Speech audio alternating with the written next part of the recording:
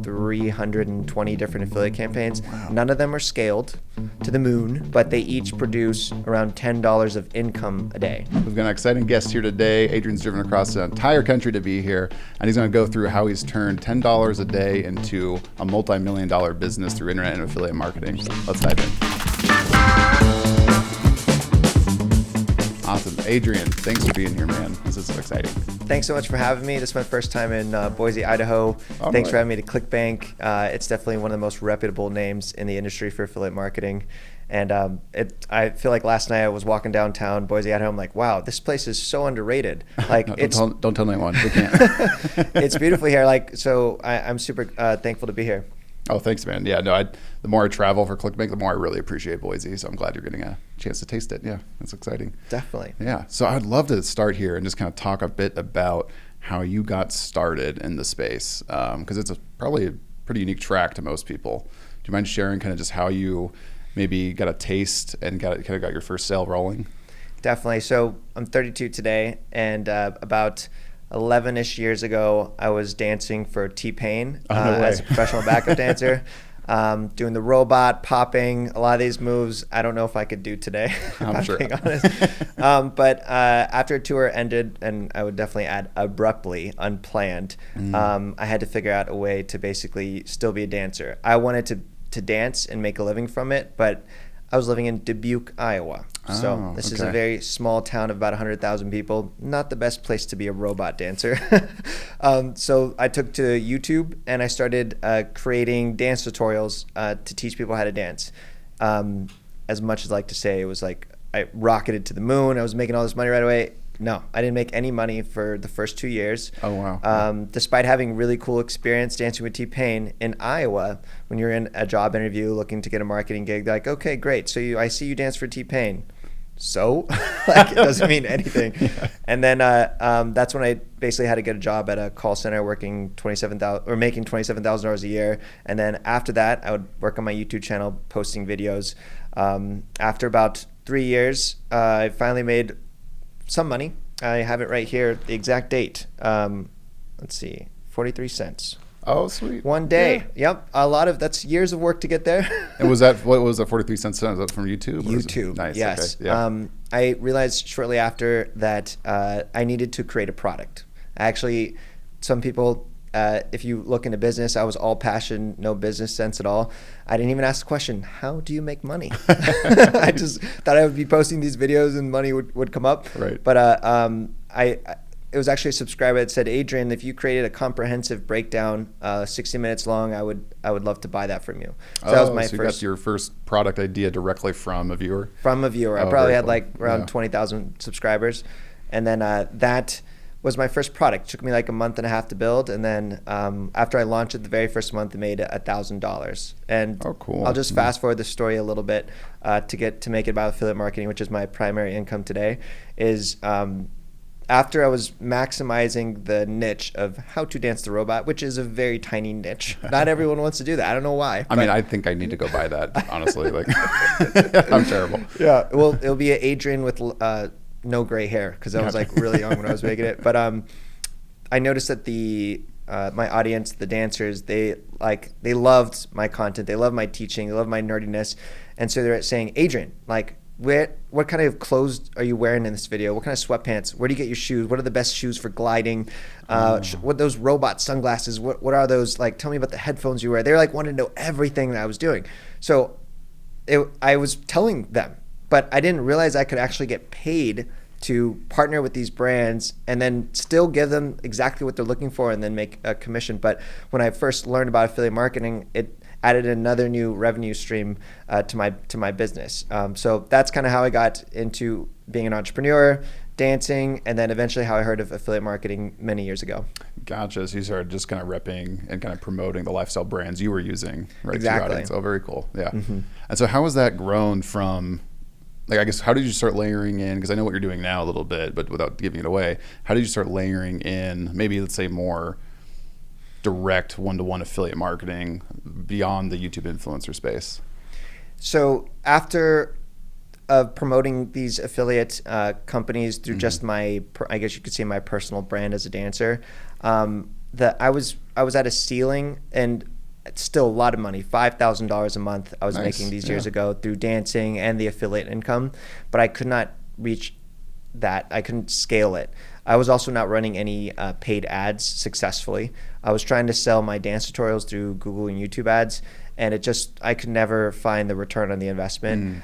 So then I had the idea to basically, I had a really awesome promoting headphones offer for, I believe the company was Skull headphones. Oh, yeah. Are they still around? Oh, yeah. Okay, cool. So Skull headphones, everyone was like buying them. They were like really trendy at the time. I think I know what the time frame you're talking about. Everyone had them. Yeah. So I thought I could actually run ads to promote the affiliate offer. This is not some innovative concept. Many people were doing this. I was learning. I just was not seeing the numbers that everyone else was claiming to have. But it was that process that I actually was able to, I wouldn't say make a profit, but at least break even, and promoting these offers. And even if I was spending $1 and making like $1.15, it was still something to me. Every single dollar still matters to me today, but then it had a big impact. So it was that concept of like spending money, and I didn't have a lot of budget. I was spending probably like $5 a day back then, and I was trying to promote Skull headphones plus a variety of other different affiliate offers. And it was that process of like just those small tiny wins, and then trying to find as many of them. So I know today you hear like a very popular word is like, how do you scale your business? Right. And I have scaled a couple affiliate offers. I'm happy to share them. But when I think of like this last year, it's been really tough for a lot of people, and I feel very blessed and fortunate to say it's probably been the best year of my life, and my business is at an all-time high. It's because I have all these small wins that I've lined up, and from hundreds, I believe approximately 320 different affiliate campaigns. Wow. None of them are scaled to the moon, but they each produce around $10 of income a day. Interesting. So okay. all these small wins, and they don't require the drama. See, what people don't share about scaling is there's a lot of drama. If you're spending more money, that's stressful. You have to micromanage your ads if you're using ads, which I think that's pretty much the only way to scale today is through ads. And things change. Facebook changes the algorithm. Your business, there's a lot of drama when you try to scale. And so I have scaled a few campaigns. I'm happy to share about the drama of them and then how they ended up now. Am I still scaling to the moon? But back then I just realized I could just find these very small wins and then use ads to market them beyond my little influence and make $1. And so that concept I've now, like a mad scientist, I've scaled to pretty much every single niche. And I have a few examples I'm happy to be transparent and share it today. But what I'm really excited to talk about is that it's actually replicable. So like I see the same ads that you probably see of people in Lamborghinis, and they're saying you can make so much money. And it is true, you can, but it's so hard. It's very unrealistic that all of us can see are seeing these ads can do that. But what I think is it is realistic to find one affiliate offer and promote it and make a small profit. And once you find it and go through the mechanics of creating the setup and the opt-in, the formula, it can produce that income pretty steadily. Of course, nothing is guaranteed. Sure. But that is doable. That's very doable to do versus try to find an affiliate offer, take someone from scratch, and scale it to 7 figures. I've been doing this for 11 years, and I still can't take every single offer to 7 figures, 6 figures, or even $10,000. It's very hard, you know? Yeah, you need everything to line up perfectly, right, to kind of hit that kind of scale. You see, so you're very diversified across the offers you promote. Yeah, I feel like I am almost creating my own like S&P 500 of affiliate offers. It reminds me of my index portfolio, right? I'm just going to throw it at the market and let it figure it out versus trying to guess on the stock. And what's interesting, so I literally, you could probably like guess right now, like tell me, are you in this niche? And I could say yes or no. Or like, do you promote this product?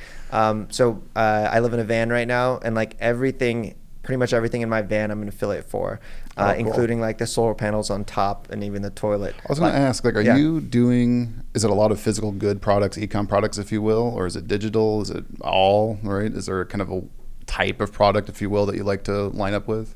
80% of my income is from physical products promoting. Awesome. 20% is from SaaS companies, info products. And I think both have their pros and cons. Yeah. Ultimately, I'm happy to talk about them, but I feel like because I think there's so much opportunity to find those small wins that I'm continuing to look for them. I actually have a virtual assistant I hired who all day long, all she does is apply to new affiliate programs. I've been applying to new affiliate programs for like around 20 to 25 a day, and she does it on my behalf. And I still have not applied to every single one on the internet. Oh no, there's it's millions. impossible. Yeah. Is it? So if you're doing mostly physical and stuff like that, and I'm sure SaaS drags up the average a bit, but like what's kind of like your average commission you might be getting? Or is there a range of commission that you're looking to get? And I'm sure it depends on price point and all that, but yeah. There's definitely a formula that I actually have a spreadsheet calculator before I even launch a campaign to try to run the projections. So I'm basically trying to factor in, because I'm running ads, not everyone run ads. I always think if you're listening, you're like, hey, well, cool for Adrian, but I don't have any money. You don't have to have money to promote offers. You just have to work harder to get organic traffic. And right now, at the time of this recording, what's the best way to get organic traffic? It's TikTok. TikTok, you can create content, and doesn't matter how many followers you have the opportunity to get exposure, which I have to pay for. But I also, their algorithm is incentivizing just pushing it out there, right? They haven't monetized all that yet. Right, so that's super generous. So I always think like, 2 ways of getting traffic: paid, organic. But so when I'm doing paid, I don't want to waste any of my money. So I'm trying to first spend money to collect a lead, and I'm trying to get a lead for as cheap as possible, specifically under $1. My goal is probably like 25 cents. And so how I get the lead is basically creating a piece of content that is educational, inspiring. So I'll pull up one example here on my screen. So this is Chimera Coffee, and I'm an affiliate for. You can see I've made $2,054.88 from here, and you can see I'm still bringing in sales. I just moved to the conversion tab here. So March 28th, March 18th, and so looking at, let's just say like the last sale I brought in for Chimera Coffee, the total was $112.46. That's an expensive coffee order, by the way. My commission was $16.87. Right? Okay. Yeah. So obviously, when you promote an offer, there's the gross income, and then you have your income that you actually make with your commission. I promote offers as low as 5% if the math works. If the math always works, if you're going to make an income, my goal is actually just to break even on the front end. So, for example, because you're collecting the leads, right? I'm collecting the leads. So I have a Facebook. So for this, my offer for this would look something like when I drink coffee and improve your brain health at the same time. Or it'd be more of like a list style article, like 7 ways to improve your brain health by drinking coffee.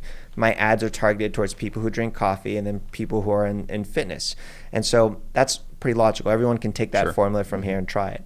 Now, the next step is once they land on my landing page, in order to get that really awesome information, and it is awesome, they trade their email for it, or their phone number, or a Facebook Messenger, or any way where I can actually try to reach out to them again. Then once they get that information, it's actually valuable. I'm not tricking them into their email. There's no smoke screen. It's like here's these 7 steps that actually will help, and each one of those steps happens to be a potential affiliate program.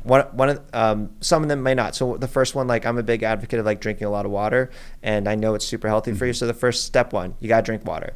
I guess I could. You don't have a water affiliate link? No, I don't. I need to find one. I'm not going to tell people like you need to drink Fiji water specifically. Right. But then the other, like Chimera Coffee is embedded in here. So then they're reading that list article, and maybe 5 of the 7 things are actually ways that they can improve their brain health and are affiliate links. So it's educational focused. It's based on value, and then if they click and buy, then that person who clicked on that blog purchased $116 worth. Most got like a bundle, and then I made my money. And to acquire that lead, again, I'm trying to only spend 25 cents to get that lead. Right. Now, not every lead purchases, but ultimately, I don't want to do the math and mess it up here on this video, but basically like how many leads I could afford to acquire and just have one of them buy at a 25 cents rate. Those are pretty healthy numbers. They are, yeah. So that's kind of what I'm looking at. Well, then you have the lead, and definitely if it's on email, right, so you can be marketing them to other products down the road. Yes, and this is, I think, the lifeblood of this business. You have to capture leads. So what I could be doing, and this is what I think a big mistake I see for a lot of beginners, is that they're doing the same thing I'm doing, except they aren't capturing the leads. They're going straight to offer? They're going straight to offer. Yeah. Now, you will make money that way. But sure, I guess you could argue if you're collecting leads, your conversion rate, if you're to the offer on the next step, could be lower, maybe, or less volume per chance, right? It is. Okay. It is actually. And I would argue, I've tested both.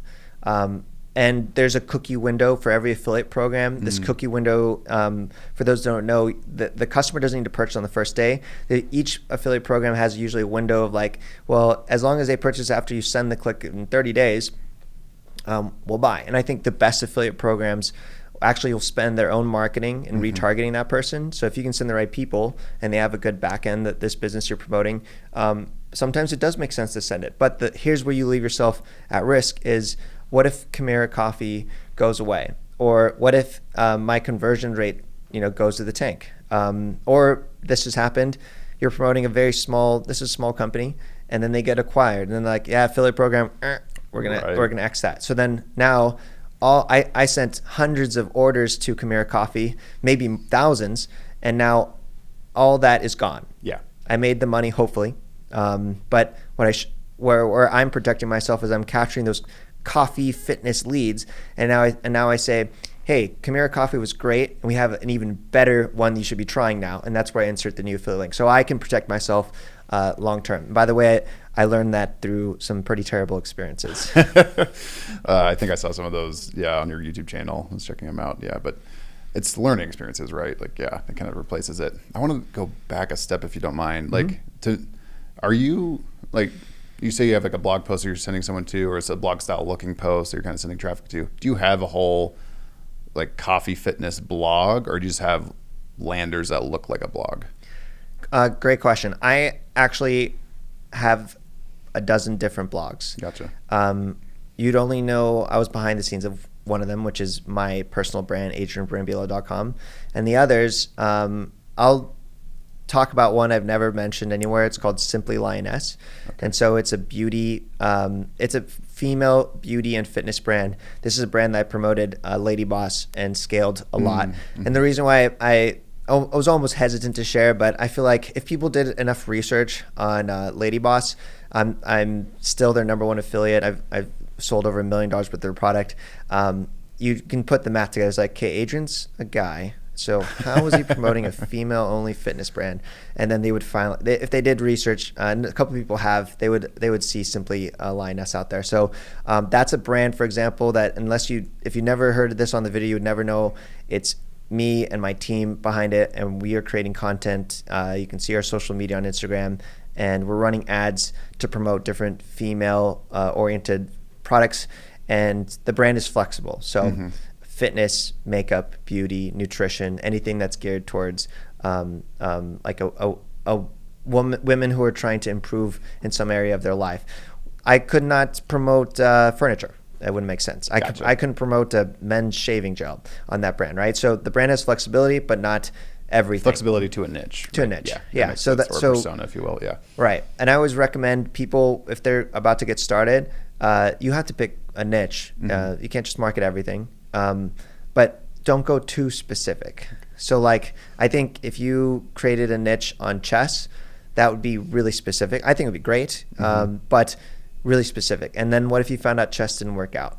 So then now you have to create a brand new website, brand new domain, go through that entire process. Whereas maybe you could go a level higher and think like thinkgames.com. I don't know if that's available, but like then one of the things you can promote is chess, and you can talk about how chess helps think and creativity. So that's where I would all my brands are like that next level, and they have flexibility, because the truth is, every time I launch a campaign, I don't know if it's going to work. So I need to have flexibility to pivot. That makes a ton of sense. Is organic a strategy for you at all with these different blogs, or is it more of a that's nice when we have it, but really we're just trying to put out content we can promote cold to? Yes. Excellent question. I feel like I'm truthfully only promoting organic content for adrianbrambila.com. So like I've been really aggressive on TikTok, posting like 6 times a day for the last year. And so I have like 800,000 followers on there because of that. I am focusing only on paid efforts on all the other brands. I do see value in organic, but I think the time involved is It's substantial, it's, right? it's huge. You said you put in 2 years where you got 43 cents from YouTube, right? Yeah. Dang. Yeah. That's exactly. It takes a lot of work. So I always think that's how I started though, and it's still a viable option if someone's listening here and they want to get into this business but they don't have money.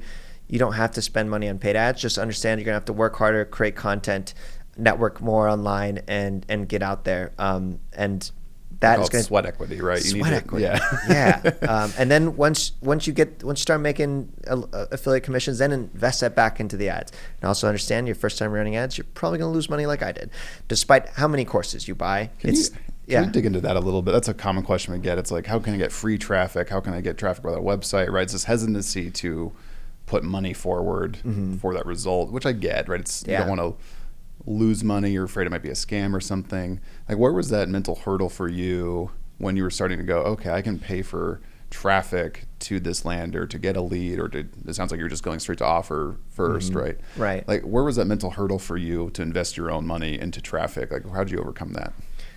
Well, I'll share something that I feel like I maybe see sometimes is when I was trying to learn how to get better, I did what everyone does. I go to YouTube and try to read all the free stuff. And then I finally bought a course. Now, the course did teach me, but while I was in the process of the course, I got marketed with other ads. And so I was like, there's another course, and this is going to teach me and make me even more better. So I'll get that. All of a sudden, 6 months into it, I've got myself into a state of learned helplessness where I've spent maybe, let's just say for sake of example, $1,000 in courses. And now in my ads, I've spent maybe $50. And that ratio of investment into like my own stuff versus what I was spending in education, that was the fear. It's like I was afraid to actually spend the money on my own tests, but buying another course, no brainer. I was doing it, and I think it was definitely a mental thing, because I felt like for some reason if I would have spent the $1,000 on myself and I lost it all, it would have felt like a loss. But now today I say, and I think every time I lose money, that's part of buying data to get better. And your own data is actually the best way you learn, when you spend your money on your own tests. Like, for you to actually don't buy the course, but spend the money on your own offer. If you're promoting Khmer coffee, it doesn't matter, but spend that $100 on yourself and learn. Get the feeling of being inside an ad dashboard, understand what all the different alphabet soup of KPIs are, the CPM, the CPC, the CTR, all these things. It's like, this jargon, and then learn how it does. If you don't do that ever, you're always going to just feel like you'll never learn enough. You have to get into this fast-paced river of information, and you just got to get in it and try. Otherwise, it's just going to keep on moving. You're going to have to keep buying courses to, try to catch up. Yeah, I think people look at courses sometimes as, I'm taking action, when really just kind of course collecting, and they're kind of like generating this thing. I spoke at an event, and people had spent $2,000 on a course that this event was tied to, another $500 for the ticket to the event, not including travel and all that. And 60% of the room hadn't run an ad yet. And it was a Facebook advertising course that this was built on. Yeah. It's this fear to kind of no, I love that. And I like the point you made of investing into data. It's not a loss. Like, sure, maybe, you might feel that emotional strain on that, spending money, not getting any return on it. But what have you learned with that? And how can you drill in? Yeah. Yeah. Before I did affiliate marketing, I was trying the drop shipping thing back in the day. And that to me still today feels like 10 times more difficult than affiliate marketing. To try to optimize an ad, to get someone to purchase on your website, I think is one of the hardest things to do. I think to run an ad, to get someone to collect an email, I think that's way, way easier. But I may be just saying that because I've been doing it for so long. But if you are wanting to spend your own money in ads, you don't have to, blow all your money. I actually think $5 a day is enough to get a test today. In e-commerce, you could argue that, but because what I think, if using the examples and the strategies I'm doing through educational offers and content, if you spend $5 and if you just get one lead after that first day, you should be able to get a lead on the first day, or $10 if that's your budget. But that's actually not good. Like, I have never, if I launched an ad today at $5 and I only got one lead, something's wrong. Gotcha. And usually it's my offer. But because we're asking for an email, and people do give their emails a lot easier than they give their wallets today.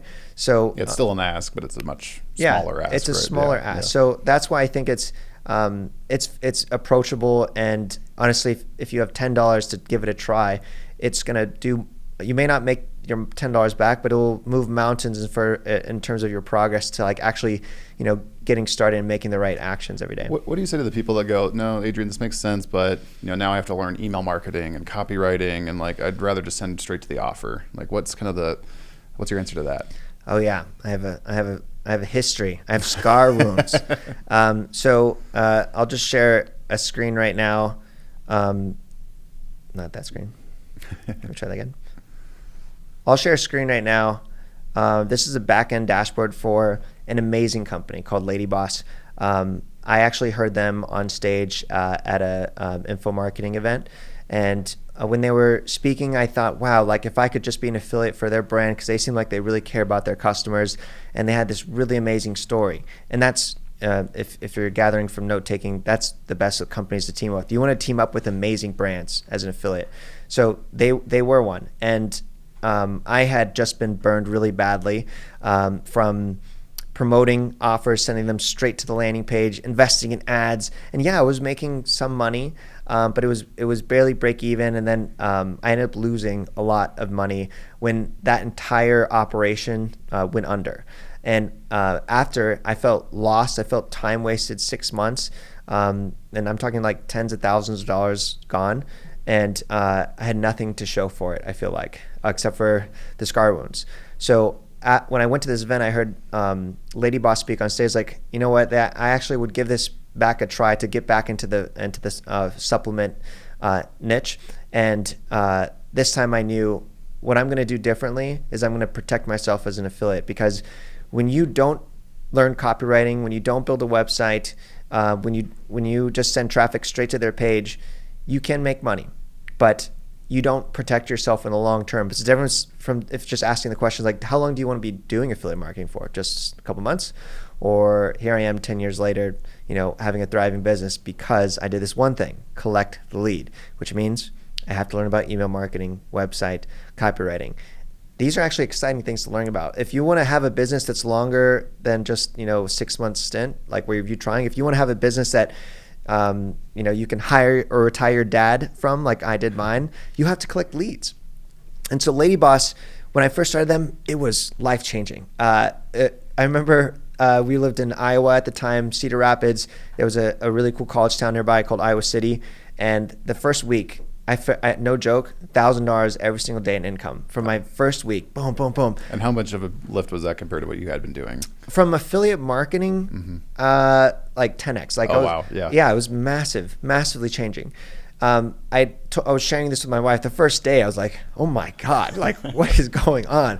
And after, I think on the Friday, the CEOs of the company wanted to get on a Zoom. We're like, okay, you just started, like, what are you doing? And I shared with them exactly what I'm doing. Like, wow, okay, great. We're so happy to have you to promote Lady Boss to get it more in the world. My wife and I, we went down to Iowa City. We like splurged. We've never done this before. We like fanciest dinner in a hotel. Basically, it was like a $300 tab at the end of the weekend. It was like so insane to us. But like that was life changing. Today, even though I sold millions of Lady Boss, and at one point in time they paid me $60,000 in 1 month income. My profit was like 40,000 probably. Life changing income. I'm looking at a dashboard that says last 30 days, $143.79. Oh, wow. So how does that happen? Yeah. Well, Lady Boss changed a lot. And I would still recommend them actually as a great brand to team up with, but they changed platforms. They changed commission structures, because that little company that I found really early is now a much, much bigger company. They've scaled. And so it's still a great opportunity. And I have only positive things to say about Lady Boss. But if I did not collect my emails, because now with this, I brought in, I think, over 30,000 customers. That's 30,000 buying customers of data points. And if I did what I did in the previous example that I share where I got burned, I would not be here today with now my $750,000 income that's diversified across all these brands. So collecting the leads is so important. So if you're really debating if I have to learn all this stuff, then maybe affiliate marketing isn't for you, because you have to learn. You have to do the work, right? And you have to get the leads. If you don't get the leads, you may get lucky and find a couple profitable things, but don't count on that lasting very long. That's great. So I mean, really, you're building the asset, right, that you can carry with you wherever you're going versus just revenue. Yes. And that's what I've noticed working with some top, media buyers who generate, hundreds of thousands to millions of dollars a day sometimes in revenue. It's that they're churn and burning offers sometimes just to find the ones that fit, and they'll scale it. And then, okay, that's not converting as well anymore. What's the next one? It's just it's a hustle, right? But they've really niched into that one skill set of media buying. That's like all they're doing. Yeah. But no, I think you make a really good point with diversifying and kind of hedging your risk a bit, playing some defense on the front end so you don't get burned on the back end when you're kind of promoting this stuff. Exactly. And I'll share, since Lady Boss, I have not found an offer that is producing me $30,000 in income a month, but I'm actually making 2 to 3 times that, but it's coming from 300 different small wins. So that's how I've changed, and that's how these lessons have affected me in my business, where I actually don't want more than 20% of my affiliate income to come from one business. I now have all these micro income streams that I believe on average are like $300 a month in income from across all these, and that I feel like is like I feel super safe about my business. Whereas before with Lady Boss, like something would happen to my ads, it would stress me out. I would not sleep because it was like a huge income fluctuations. Yep.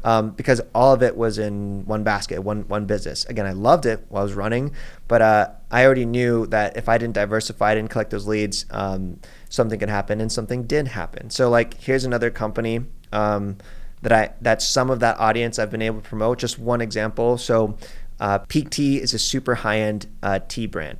So expensive, way outside my budget to basically buy these teas, but it is amazing, super high quality, and they have a diet kind of tea niche, like a fasting program. So my Lady Boss data, my 30,000 customers, I actually had like hundreds of thousands of emails from this, but 30,000 were paying. I took that data, and this is one affiliate offer of dozens that I've now been able to use that data from Lady Boss and now continue to monetize on the leads that I've already acquired. So all this income that you're looking at right here, total of $26,260.35 with about $1,700 in the hopper, is straight profit. Wow. Because I spent the money to acquire the lead. Lady Boss paid for the lead. I continue to make money from Lady Boss because there was a residual part of the supplement, and now Lady Boss went under.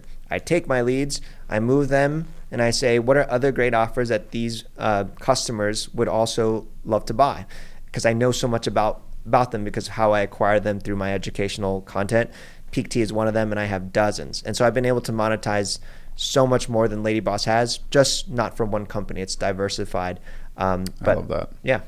I assume you can also take that data and put it into like hash data for new campaigns, right? These are like, I want it more lookalikes that like this kind of thing. Are you using that for your top end ads? Oh yeah, you're sharing the good stuff. Huh? No, I mean, yeah, you can leverage data so many different ways, not just to promote straight offers too, but just, right. Yeah, that's incredible. Right. Yeah. The data is the most important thing we all have. I think email, phone numbers are the most important data points. Messenger is great. The only thing about Messenger is Facebook owns the Messenger. Sure, but yeah. all the data points to create lookalike audiences across any platform or act-like audiences on Pinterest. Every single platform now has this pixel foundation that is collecting the data, and you can upload your list and create lookalikes, and that's the name of the game of scaling, and all that has been which makes your initial test probably much more likely to succeed with these new offers. Like, okay, this should work, right? I imagine you have a pretty good sense based on the commission, the price, the target demographic. You're like, I should be able to make this work, right? Even like you said, if it's only $10 a day or higher, right? Yeah, absolutely, yeah. There's truly, when you get to a point where you've tested so many things, and like those guys you mentioned who are making $1 million a day, it's well, a whole again, they're generating. I'm sure Zuckerberg's making most of that, right? But yeah. Right, they're generating so much. Like I only imagine, that's not in the league even close to where I'm not even close to that league, but the amount of data they have, I just think the data I have, I'm able to interpret it, and almost it's like affiliate marketing is like kind of like a mathematical equation where I'm like looking at numbers and I can do projections and estimates. It's never guaranteed, but it gives me the confidence to say, yes, I'm going to try, and here's some money to do it with.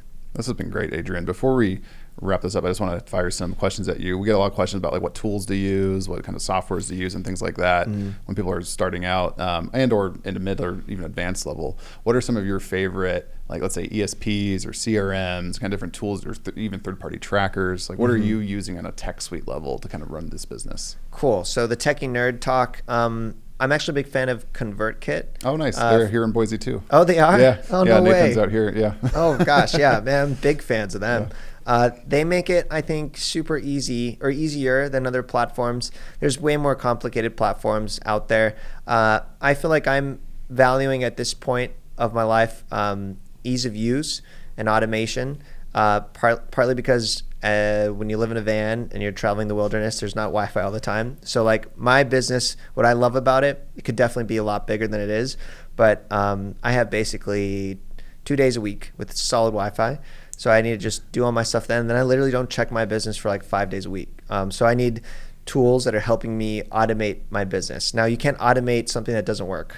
You have to get it to work first. I guess you could. You're just wasting a bunch of money, right? Yeah. But for data, Supermetrics is how I'm basically analyzing data. It's an expensive tool, but data tools are. I know they can rack up. I just to encourage everyone out there, I don't think you need any of the tools at the beginning, but once you start automating or trying to learn from your own data, these tools actually do provide a nice return for each one. They may save you, maybe the return isn't dollar, but return is time. That's right now I'm focused on the time aspect.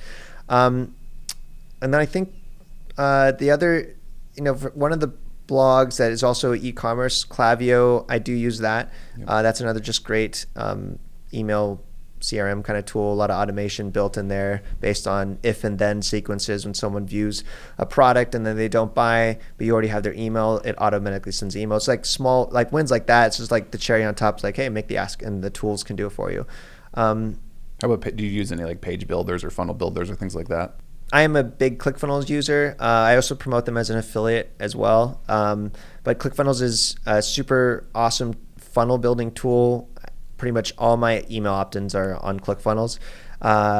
It's also, I think, an expensive way to do it. You don't need ClickFunnels to do this. Sure, but I think their main plan's like $300 a month or something, right? Yeah, $300 a month, and then now more based on the emails you have.